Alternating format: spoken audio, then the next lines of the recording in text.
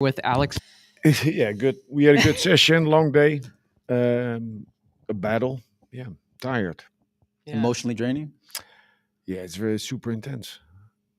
We heard a You little bit know, from Emily, just as far as you guys getting really competitive and engaged in decisions throughout the entire event. you mean me and Jeremy? Yeah, yeah, Yeah, yeah. yeah. How bad do you want to win? Bad. I mean, of course. That's what you're here for, right? Yeah, that's what we're here for. What can I say? It's a battle and it's a contest, and it's a great event. And before the event started, I was scared to lose, and then when it started, I felt I lost that feeling, which is nice, you know. But I don't. There's no need for me to make the balls, but it's nicer to do your moves and the things you need to do when there's no fear of losing. So I lost that. That was good, but there's a lot of pressure. American fans are very, very loud, and that's a good thing. 2019 was crazy. The players told me last year, and this year it's one step beyond. So there's a lot of heat out there, and that's how it should be. But the seventh man, the American fans, are playing their part. Yeah, they're really loud. It seemed like the first day it was kind of like a boxing match. You guys were feeling each other out a little bit, but then yesterday there was seemed like some controversy there. I know there was some, I guess, things that came up. Can you shed any light on what happened with you and Tyler and maybe some of Oh, the other yeah. things? Well, before the event started, so Tyler is very assertive away from the table, and that's a good thing. If I would have, let's call it a tier two player in my team, I would like him to be like that. So, so what happened? I'm talking to Brendan Moore just to chat, and he comes running in, Tyler, in the arena. What are you talking about? Just making sure I'm not lobbying for anything with Brendan Moore, so he's there. The So referee. the referee, Okay. yeah, and then yesterday Tyler was like animating the crowds, which is fine, but also when it was Sanchez Ruiz inning, so when Sanchez is about to play a shot, leaves himself tough. Tyler was making sure that they all got loud. At some point, Brendan Morris said you can't do that, and then I joined the conversation. I said, "Yeah, he's the official. It's his call. We got to go with that." And then he made the argument, Tyler, that last year Jason did the exact same in London. Perhaps I don't know. I don't know if he. No, he did it, but I don't know if he did it in a U.S. player's inning. Right. But then still, it's irrelevant. Yeah, to use that word. What happened last year because Yeah. Brendan Moore is making the call. Right.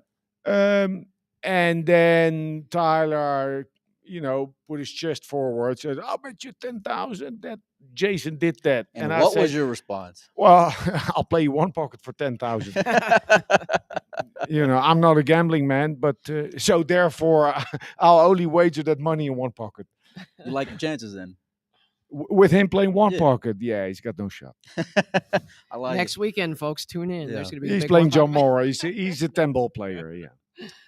You guys had a great session yesterday, 3-1. That stoppage in the Sky and Fran match. Oh, yeah.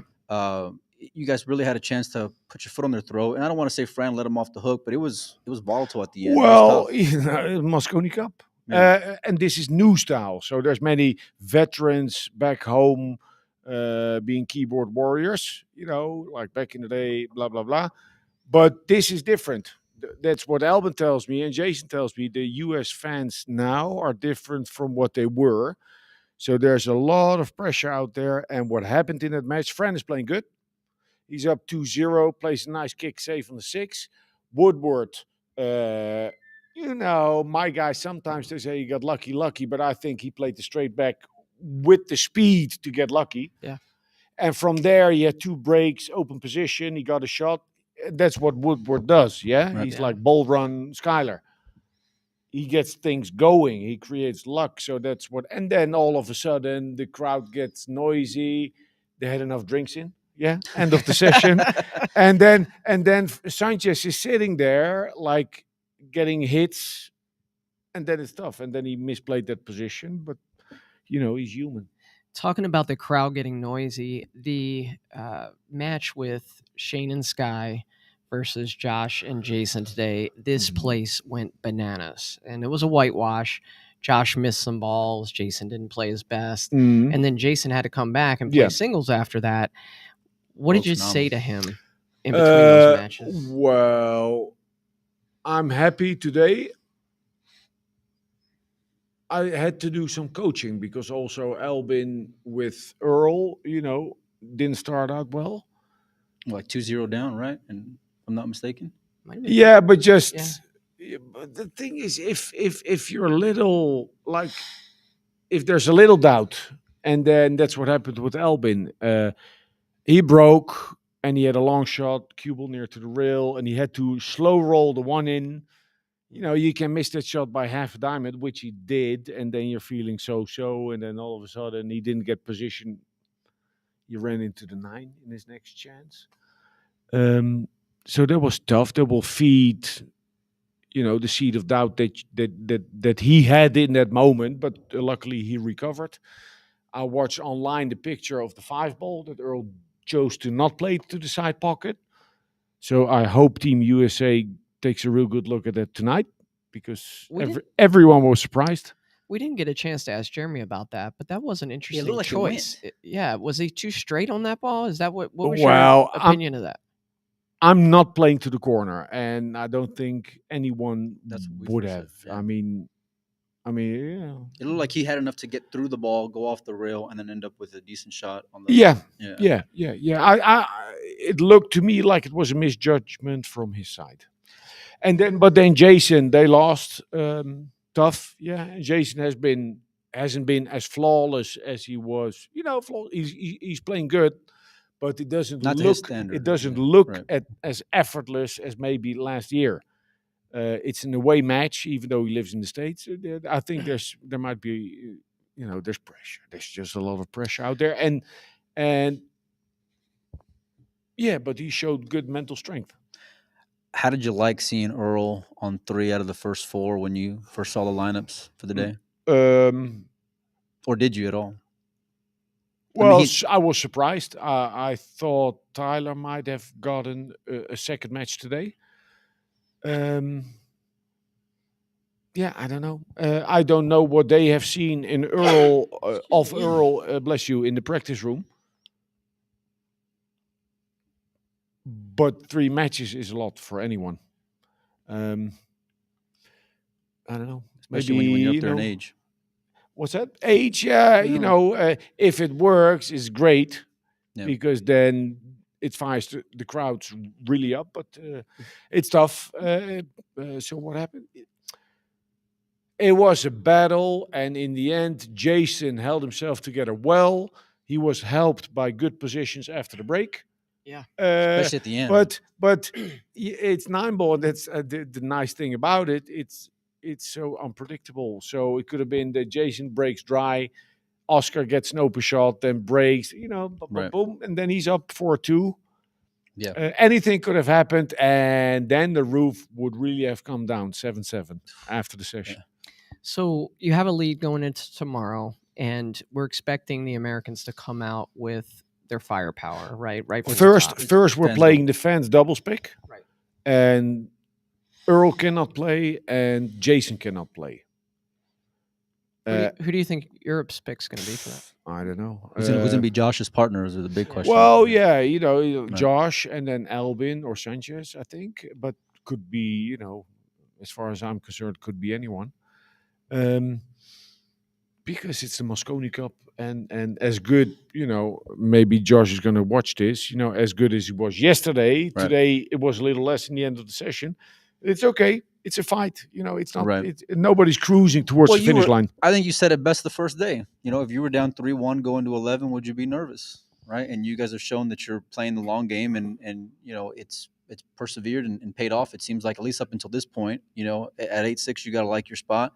But walk me through some of these other choices, because it's been very specific for you as far as having guys play a singles and a doubles. We saw it with Josh yesterday. We saw it with David today, and then Jason to end the day. Oh yeah. In general, players will prefer to have 2 matches, Right. because they get some table time, Momentum. momentum, rhythm. That's very important. And actually, both the guys, because I think David struggled in his doubles, played well against Tyler in his singles. The same with Jason. Jason Yeah. struggled in his doubles, played well Yeah. in his singles. Walk me through some of these struggles with David, because there was times, especially in that doubles match, where it was a little rough. I think he had like 4 fouls, if I'm not mistaken. Yeah. Was there any concern at all? Yeah, sure. Yeah. And the same with Sanchez and Filler. They won their match, but it didn't look in sync. Now, Right. I'm not giving away any secret information. Anyone that watched saw it. I don't know if I need to take the lesson from that, or they, or we have a certain profile coming in this tournament as a Right. team. We're favorite in the singles and in doubles. Maybe for that reason, it will remain a challenge. The Americans came out fighting. I don't want to say you guys. I don't want to ask if you guys took them for granted, but do you have more respect for them after the first 3 days than maybe you did coming into it, as far as their play and how much they'd put up a fight against you guys? No, because they put up a good fight last year, so not really different. It's what I saw last year, with 1 year more experience, plus the 7th man. But did you expect this kind of 7th man? Yeah. Yeah. Yeah, actually, I did. Yeah. It's amazing, isn't it? Oh yeah, it's passion times intake and people having fun. That's what it's about. I don't know if you guys. Oh, you guys had Barry Earn in here, right? We did. Yeah. Yeah. He's loving it, I guess. Loving it. Yeah, of course. This is what it was about when he started. What's your message to the team tonight? Well, we have to sit down. Like I made like a couple of conceptual lineups for day 1, 2, 3. Nothing for day 4, because day 4 is singles, and that all depends on the form that I've seen in the tournament so far. So I want to get their input and feedback first. That's what I was going to ask. Yeah, that's good. I want to have their input and feedback, and then I'll sit down. I'll make a concept, and then I'll talk that through with Shaw, and then we'll brief it to the players. Basically, you don't help the players by making it a collective discussion. Right, you're the coach. Players want to get an assignment, and if someone really is feeling super confident or without confidence, tell me that that's a good thing. But in general, they'll prefer to be told what to do. How tough is it having these guys, all 5 of them, with hardware and accomplishments this year? How coachable are they? Coachable. Yeah? Yeah, coachable. That's because we've been working together for a little while now. Away from the Mosconi Cup, I've done work with the majority of them. Yeah, so that. So they're coachable. Yeah, they listen. Yeah, and I'm happy with my input that I gave today. Sometimes I told the guys, don't run into the arena, let me go alone, because now I need to really give some input and not just fist bumping. Yeah. Yeah, but being coachable is something you learn through it's conditioning. It's conditioning, and some you just need to have positive experiences of having been coached and being open and sharing. Did you think it was going to be this much of a fight? Yeah. I mean, well, the 2 previous ones were softer. In 2008, it was soft, but then in 2009, we lost in Vegas. But then, I'm much more of a coach now. Did I think it was going to be this tough? Be honest. Yeah. Well, I expected a fight and I expected a close score line, but you can't prepare for the feeling that it gives to your gut, like Yeah. you know, just just tightness. And but that's nice. So I'm thinking about Johan Ruysink, who's the Mosconi Cup veteran. He has had some really close battles, multiple. It's tough. It's tough. It'll age you. Yeah, well, age. It's just they ask me back home. My friends say, "And are you looking forward?" I said, "No." It's fun after, and more fun if you win. But it's the experience that you get to enjoy later. But in the midst of it, I don't enjoy it. It's very intense. It feels like survival. Battle.